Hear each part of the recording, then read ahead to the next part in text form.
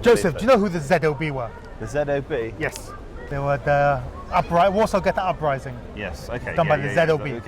Okay, so I know the Warsaw Ghetto Uprising, I am aware of. Were they terrorists? No, they were fighting the Nazis. But they hidden. Did they not hide in civilian areas? They had no choice. So, hiding in civilian areas doesn't necessarily make one a terrorist. Not if you are forced in. Not if you're forced into an area and you have nowhere else to go. That does not. Guerrilla tactics aren't necessarily terrorist if you're forced into it. Absolutely not. I hear executing civilians. Is that terrorist? Executing civilians. Yeah. Suspected informers and collaborators. Truthfully, I think there's shades of grey. In the absence of a court system, where you can't trust the court system because you're being oppressed by the court system. During the time of war, there's the need for unfortunate necessary. Yes, operational. Yes. So the same actions can be committed by someone else, but they're terrorists. But it's the circumstances that play a big part in deciding if one is terrorist or not. Yes. Do you agree with the saying one man's freedom fighter is another man's terrorist? Yeah. So, for example, the PIJ or Hamas, that would be the Palestinian Islamic Jihad. One could call them terrorists and another one could call them freedom fighters, correct? Yeah, what would you call them? It's a good question, Joseph, I give you that. See, I have a very neutral, I can see the perspectives for both of them because I'm a grown-ass adult with my own mind. You can see the perspective that people call them a freedom fighter, and I can see the perspective of people that call them a terrorist. So you're a fence sitter? What? You're a fence sitter. It's not a fence sitter. What do you call them? I call them terrorists. What do you call Palestinian Islamic Jihad? No problem, so you call them terrorists. We'll get back to me in a second. Okay. Let's go back to you. But what makes them terrorists? They target civilians. They target women and children. No, you said it would. I don't know enough, so it's not an area, but I would imagine they were targeting informants, people who there was a strategic reason to do so. I don't believe they were just targeting random German children. You agree strategic or interest. Polish children. That's not necessarily true, but that's not the point. So they were targeting, because I don't know.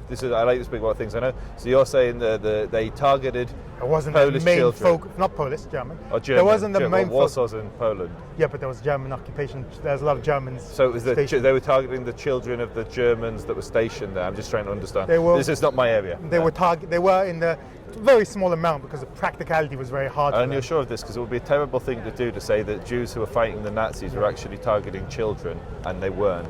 They weren't targeting children for being children per se. They were targeting the occupier, the oppressor. Can you give me an example of just like one of the attacks they carried out? At the end, if you want, I can. I'll look up on my phone. We'll do that. No. Because, as you said, it's not an area I know. There's areas I'm knowledgeable on and areas I'm very, very ignorant. Which is no problem. Yeah. Which is no problem. So, the same. So, you see them as freedom fighters, as heroes, while one can categorize the same for the PIJ, no? Why is that not different? Let me finish. I thought you were asking a question. Sorry, they are in a confined area. They're forced to act within civilian areas. There's a strategic interest for them attacking civilians, which I can get to in a minute. I just want to joke out. They execute people which they suspect of collaboration. How is that any different? It's okay. So, my understanding of the Warsaw Uprising was they were targeting the military. And if they were targeting civilians, it would have been civilians that were collaborating with the Nazis. Palestinian Islamic Jihad point their rockets at Israeli children and justify the wholesale murder of them because they are Jews. They use a religious justification. Yes. And they're fighting jihad. It's in the name, Islamic Jihad. Yes. And they believe that they will be rewarded with the highest levels of Jannah for the more Jewish women, children and men that they slaughter. Then they will target the military as well, but there's no the only strategic justification they would use is they are striking fear into the hearts of the enemy. That's been used many times in history. The Americans just make sure we're recording. No, to keep talking. The Americans did that in Vietnam with Chemical Orange. They bombed the hell out of Cambodia and Laos. The British literally burnt Dresden down to the ground. Okay, the targeting of civilians as a strategic asset, while maybe a war crime in the legal sense, and I'm not here to argue on the legalities of war crimes, but rather the strategic, it works. History, 99% of the times it works. There's the 1% where it doesn't, like the Blitz, like the Russians are doing in Ukraine. But by and large, targeting civilians is a very successful method. That's why we have sanctions on countries. Why do we put sanctions on countries if targeting civilians doesn't? Because if you make life miserable enough for civilians, it forces their leaders to act. So you're now creating an equivalency between economic sanctions and Islamic Jihad, going into a synagogue and slaughtering Jews while they pray. No, I didn't. I didn't do that. Okay. Then I don't want to. I don't want to strawman you. I want to represent you. I gave an example that we believe that we as the Western, we're considered the civilized ones for some reason, but it's a separate point. We believe that we use sanctions as a method. Sanctions generally, and this is acknowledged by government, doesn't affect the rich and upper class. It affects the civilian, the majority, the majority. Let me finish. So we acknowledge as in Western policy, which I imagine, Western policy, we acknowledge that we sometimes put actions on the civilians, on the majority, even though the people in charge won't be affected, because it can force the government to the negotiating table. So. Now you could argue that there's a line where it's humane, where in sanctions is acceptable to civilians, but bombing them is not. Now the legal argument is, I'm not here to argue on, but from a perspective of a different group of who say that they can't enforce sanctions on the Israelis. How can the Palestinians put sanctions on Israeli? So it leaves them with the only other option is to use attacks on civilians in hopes it will bring the civilian population, will force the civilian administration to do something. When you leave them with no other options, that's the only other option. What would you like them to do? Just sit and twiddle their thumbs and not buy Israeli oranges? So I think let's make this real. Popular Front for the Liberation of Palestine. Just come a little bit closer, just so we're coming. Popular Front for the Liberation of Palestine. The Marxist terrorist organisation. Yeah. They went into a synagogue in Har Nof. Yeah. Buried axes into the heads of rabbis. Yeah. Were they freedom fighters or terrorists? Depends who you ask. I'm asking you. I don't have a horse in this race. You do. They were rabbis. They were religious rabbis.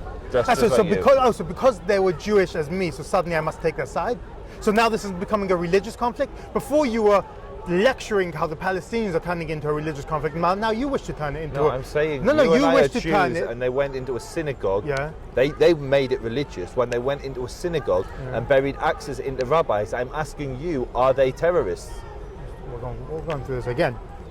One man's terrorist, another one's freedom fighter. And I'm asking you, I'm saying they're terrorists. Are you saying they're freedom fighters or terrorists? It doesn't matter. I'm asking you, are they terrorists or freedom fighters? I understand both perspectives. And I'm asking, what do you categorize them as? I understand both perspectives. I understand why they believe they are freedom fighters. And you do? Yeah, I'm not an idiot. That's a news flash. I don't know why we're making as if that was obvious. But they are terrorists because they went into a synagogue and they buried an axe into the heads of 4 rabbis that were praying. They also killed an Arab policeman outside, I believe. What's the religion got to do with any of this? Well, they're Marxists, but they targeted us because we were Jewish. No, they went to a synagogue. You keep mentioning Jews. They went to a synagogue. That's why I'm saying this. There's more bang for your buck there. Yeah, I'm contextualizing it to this conversation, and I'm really interested. They went to a synagogue because there's more bang for your buck there. Okay, and so I'm saying, do you, you can read the news, you can look at what happened, you're familiar with the attack. I'm asking you, was that a terror attack and were they terrorists? Not do you understand history will judge them. And I'm asking you, what do you judge them? It's not about me, now it's what history will. And the example, let me finish. What's his name? What's his name? Arthur, the Air Marshal of the British Air Force during World War II said, if we win, history will judge us favourably, and if we lose, we'll be treated as criminals. He authored the bombing of Dresden was under him. It was his idea. And he was right. History judges the victors are the writers of history. During the Versailles Conference, one of the German delegations spoke to the French or Belgian delegation, and he wanted to know how history will judge us. And the Belgian delegation said, history will not say Belgium invaded Germany. It will say Germany invaded Belgium. Right? Now that was accurate. It's not a question of accuracy there. The reality is history is written by the victors. If you look at everything, how everything is done, how Britain looks at the empire, colonies, it's all being written by the British. Everything is judged to the extent. Well, let's use the example of the Japanese. Japan massacred millions of people during World War II. Mainly Chinese, Koreans, massacred everyone in the Far East. But because after the World War II, the Americans decided that they spent 10 years there in occupation, and they decided Japan is not judged for that, because history is written by the victors. The government, the Americans who were running the show there, decide that to this day, the rape of Nanjing is a perfectly legitimate historical perspective in many circles. Okay, the Holocaust isn't. Why? Because of the way the victors decided to write history. So you want to know if they're terrorists or freedom fighters. My perspective is irrelevant, but that's exactly the point. It's irrelevant because if they succeed, they will be venerated as martyrs and as freedom fighters. If the PIJ lose and if Hamas lose and if tomorrow Israel colonizes the entire area and wipes out the Palestinian people for good, they will be venerated as terrorists. So it depends on the victor. And if anyone claims otherwise, they're lying to you. So and the example is, and I will give an example. Give an example. All the Israeli terrorists. That's where I was going to go. All the Israeli terrorists are now considered freedom fighters. They name streets after them. Now, what did you hear that? All the Israeli what? Terrorists. Now what? Civilian population. So he's no issue calling Lehi terrorists. Yes. But when I asked them, of the Popular Front for the Liberation of Palestine, who murdered our brothers in Israel, religious brothers in religion and in ethnicity. He refused to call the murderers terrorists, and he said history will judge them. And then he said, Lehi, the freedom fighters, who... Because history's judged them already. That's but you call them terrorists. Because they've been judged already. By who? History would judge them. They were the victors. By your argument, they would have been judged the freedom fighters. In Britain, they're considered terrorists, and in Israel, they're so Popular Front for the Liberation of Palestine in Britain are considered terrorists. I'm guessing they're being prescribed. So I guess so. So I'm asking you: are the Popular Front for the Liberation of Palestine that legally terrorists? Rabbis? Yes, they're legally terrorists. No, not legally. Are they in your eyes? They murdered 4 rabbis in a synagogue, buried an axe into their head. Why do you keep mentioning the 4 rabbis, not the Arab soldier? No, do you not care about the Arab ones? Of course I care about the Arab policemen. Then explain why you only mentioned the Jews. Because we're talking about anti-Semitism and they went to a synagogue. No, we were not. No, we were not. We were talking about we're talking about terrorism and freedom fighters in Israel. So no, you kept mentioning the 4 rabbis over and over again, but you kept missing out the Arab police officer. To you, it seems it's a religious conflict as well, because you seem to completely forgot the Arab police officer. Time and time again, you keep saying 4 rabbis, 4 rabbis, 4 rabbis. Tell me why you don't mention the Arab police officer who died. Is he not important because he prays to a different God than you? He worships different to you? Are you finished? No, but go. I was the person that referenced him. I was the person that mentioned him. I'm not going to mention your name because I don't know if you want to remain anonymous or not. Butcher. But I was the person that brought him up. If you go to my post from the Israel Advocacy Movement at the time, there's a sea of posts praising his heroic actions. The reason I'm referencing the rabbis is because we're talking about anti-Semitism, we're talking about terrorism, we're talking about the targeting of Jews. The heroic policeman sacrificed his lives for Israelis, for his fellow citizens, and he should be lauded. He should be praised. His entire family should be rewarded. He should have the highest to use. You're going Ignore him. Very soon. Very soon you're going to go behind bars, I'm telling you. Right. Lehi. Terrorists, yes or no? In this country they are. No, for you. My opinion is irrelevant. People are watching you because your opinion is relevant. Yeah, but I don't have an opinion. You see, I'm very neutral. I'm a very neutral person. I'm a very uncontroversial. Can I say what you said before? Can I finish speaking, please? Okay, I'm very uncontroversial. I don't give opinions and stuff. I'm very quiet. I don't do these things. Okay, can I say what you said before? You could repeat whatever you like. Just because he believes I misrepresented him once before, and which he hasn't denied. So no denial. So if you feel that you've been misrepresented, I believe I've misrepresented you. To get to your point, just by the time you finish, what prompted this conversation was you said that you support Islamic Jihad.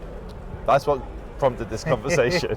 And that's why I wanted to check. And so if you either misspoke or you didn't say that, or you don't want this, you don't want that to go in, I'll also edit that bit out. No, I can leave it in. He misunderstood me. in the Okay. context of the conversation, which I said, and I stand by what I said was, I understand the context of which people act as. Why do you leave my camera alone? Just because you keep walking further away, I'm just going to make sure you're in shot. I haven't moved. No, okay. You actually have. I've lined you up with a line at the back. There's a fence post behind you. I hear. Which I said, and I stand by. I understand the perspective of which they're freedom fighters. I completely do. And one must understand, as I've said this many times, if you play a stupid game, you win stupid prizes. And nothing better describes the Israel-Palestine conflict than that. Everyone's playing stupid games and surprised when they win the stupid prizes. Israel continuously, time and time again, continues to oppresses and refuses to give rights to the Palestinians and expects nothing to happen. Then the Palestinians respond. And they're surprised. They're honestly surprised. How dare they? It bomb innocent Israelis. How dare they? They're honestly surprised. They're playing a stupid game, they win surprises. And on the other side, the Palestinians shoot rockets, and when the Israelis respond, they all have a heart attack. How dare they attack innocent? Both sides are playing stupid games and they're winning stupid prizes, okay? That's it. It's as simple as that. So you don't support Islamic Never Jihad? in a society, never in a conflict have I ever found that I've managed to see a side where I can't find one to support because they're both so wrong. Never.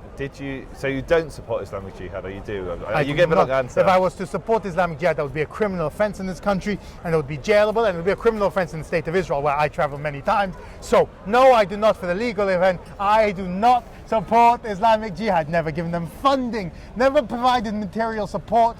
All right, even though he claims that I may be supporting them, let me clarify, I have never provided material support, funding, advice, etc. In no ways have I assisted Islamic Jihad in their struggle towards a liberated Palestine. Is that clarified? I think To Home Office and to Misrad Bayut and Misrad Panimim, sorry, to make sure, clarify. I think that you protested too much. Okay, so I think I don't want to misrepresent you. So you can't publicly say that you support Islamic Jihad. No, on that would be a camera. criminal offence. But before Even the camera, in the hypothetical, before let the me cameras finish. were rolling. Let me finish. Even in the hypothetical where I would support Islamic Jihad, I still wouldn't say it on camera. Okay, so hypothetically he could support them, but for legal reasons he won't. No, I do not. No hypothetical. I do Okay. not support Islamic Jihad. In the hypothetical scenario where I did, I wouldn't be able to say that. But that's not relevant because I don't support Islamic Jihad. Okay. That applies for Hamas and any other group on the prescribed terror list in this country, in case there's any doubt. IRCG and all of that, just to clarify, all of them. Well, maybe one or two exceptions in Xijin province, but that's a separate point. Wow. Okay. Oh, and in Rohingya, and So, Burma. just for the audience, Yeah. I do not support these organisations for moral reasons. They murder women and children. But he supports other people who murder Who? women and children. Which? State of Israel. State of Israel does not. The State of Israel never goes to murdered- not murder. They go to incredible Who's lengths to killed more minimise. women and children last? Give a time period. However, choose a time period. So let's go to the last conflict. No, choose a time period. Yeah, that's what I'm giving you. I'm giving you a time period. 2 weeks ago, Who killed more women and children? Israel. But Killed. you just said you didn't do. Is there a difference you between just know. Is there a difference between kill and murder? For the dead? No. No, but for the living. Depends. It's it's semantics. It's a very it's semantics. Okay, is the commandment thou shalt not kill or thou shalt not murder? Thou shalt not kill. Really? I can't. It's murder. Depends on how you translate, I suppose. Yeah, okay. Yeah. So every Jewish king Yeah. that led You their know you speak very slow and takes you many years to get to your point. Can I suggest you speed up so you can get to your It's point? okay. If people find it hard to listen to me, just hit times 1.5 on YouTube. No. Well, I don't have the patience. It's not about them. It's about me.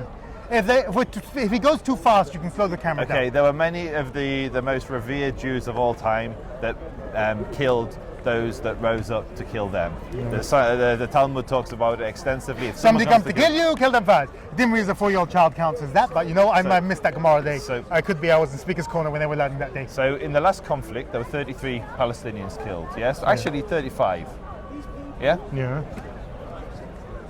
So the overwhelming majority were militant terrorists. call them what you 4-year-old want. child, militant. So you're talking about Ali's Asadin? I'm very good. I didn't realise that. Sorry, it took me a second. You'll enjoy this conversation. 4-year-old children are militants.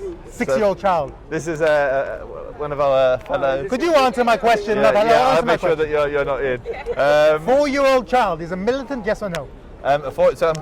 His father was Tariq Izzeddin. Yeah, Tariq Izzeddin. The sins of the father for the son shall not pay. So I allow you to speak, and I don't trail you, so you'll do me the same courtesy. Tariq Izzeddin was one of the most senior members of Palestinian Islamic Jihad. He launched 104 rockets on Israel, and then the cowardly dog ran back to his family and hid with his family.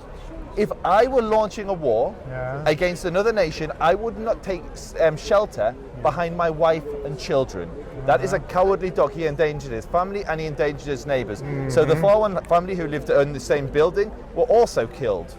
His Maya and Ali, his 2 children, were killed. It was horrendous. No, they were not. They were. But somehow Israel's not responsible for their death. No. Say that again. So funny. What was it? Sorry, in English. So it's 4. So who's responsible for his 4-year-old's death? His? Tariq Izzeddin. Israel plays no responsibility. Tariq Izzeddin. So look at it. Look how he condemns the Israel army. Look how he calls the Israeli army murders. But when terrorists bury the axes into the skulls of 4 rabbis praying, he sits on the fence and says they're not terrorists. That's not what I'm doing. But then Joseph. I mean, the audience can judge you. No, you see, your issue is, Joseph, you cannot see objectively in the conflict. Come back and show us. You cannot see objectively. I'm able to see everything objectively and ask you questions. You see the Israelis. Watch. Now let me speak, Joseph. You see the Israelis as the all moral superiority where everything they do is right. I believe Israel is morally superior to Palestinian Islamic Jihad. Just agreeing with you. Bad enough that you steal their land, really. At least let me speak. Shabbat Tov. Inshallah. Maybe this Friday, not this Friday, but after Shavuot. Well, not let me speak. This is the problem with the Zionists. They do not let you speak. They keep putting words in your mouth. Somehow his side is always right and the other side is always wrong. This is the issue. I'll be there. Nothing describes them better. Now, as I was trying to say, now I can objectively see both sides. Now, you have no issue in seeing the flaws of the PIJ, Hamas, Fatah's Al-Aqsa battalion, Lions Den. Do you have any issue in seeing their issues? No. So there's no need for me to play devil's advocate on that. There's no need for me to play any devil's advocate. So let me finish.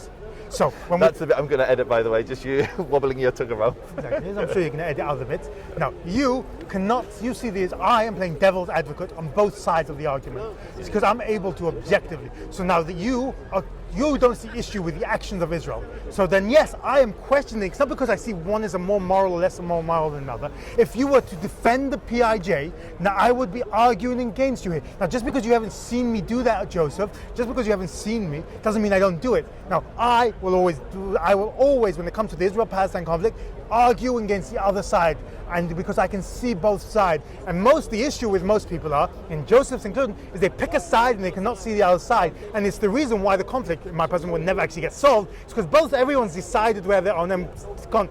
If more people sat on the fence like me, probably would be a bigger solution to the issue. Now, if you were to defend the PIJ, I would be arguing against you. So do it. Argue against me. Condemn them as murdering dogs. But you're not defending the PIJ. Because I don't defend murderous dogs. You do. You defend the state of Israel. From your fence, you defend murdering dogs. I do not defend anyone. Give me an example of Palestinian Islamic Jihad going to. So we'll go back to the recent conflict. 60% of those dead were actual named fighters for Palestinian Islamic. So that's what I'm getting to. 4 of them, 4 of the 33. Rockets landed. It was fired from Gaza. Landed in Gaza. Yes, a third of rockets land in Gaza, and they killed. Fired from rocket land in Gaza. And it's a massive issue that the West doesn't acknowledge, and I completely agree with that. But I'm not here to defend the West. We're here as devil's advocate. I am able to see the flaws in the system. He cannot. Continue. Have you notice when I interrupt you, you get really animated, and every time I talk, you interrupt me? I know. Yeah. Because I'm right and you're wrong. It's only fair they get more of me than you. The guy who refuses to condemn the Palestinian Islamic Jihad is right, and I'm wrong. So that's what society's come to. I agree, it's a worrying situation, but society's there now. And so there was 2 Gazans who were working in Israel. They were killed by rocket fire, and 1 Israeli was killed. So they were the only casualties on the Israeli side. 2 Gazans and 1 Israeli. And then the remainder of those that were killed were either the immediate family who the terrorist dogs were hiding with, or their immediate neighbours, which is a tragedy of war. But it was an incredibly low death toll with incredible precision, where so when the UK was in Iraq, they'd level an entire apartment block, no questions asked. Israel targets one room in one building and takes out only that room, and this man wants to say that they're murderers. And then he refuses to call Palestinian Islamic Jihad or the Popular Front for the Liberation of Palestine terrorists or murderers. He said he doesn't have a dog in the race. So you as an audience can judge this man, who I will not name because I don't want to ruin his life. I don't want to ruin his life. I don't want him to lose his profession. He is a fellow Jew. He's just desperately lost. In the right way. Now, I have hence the nervous laughter. Joseph.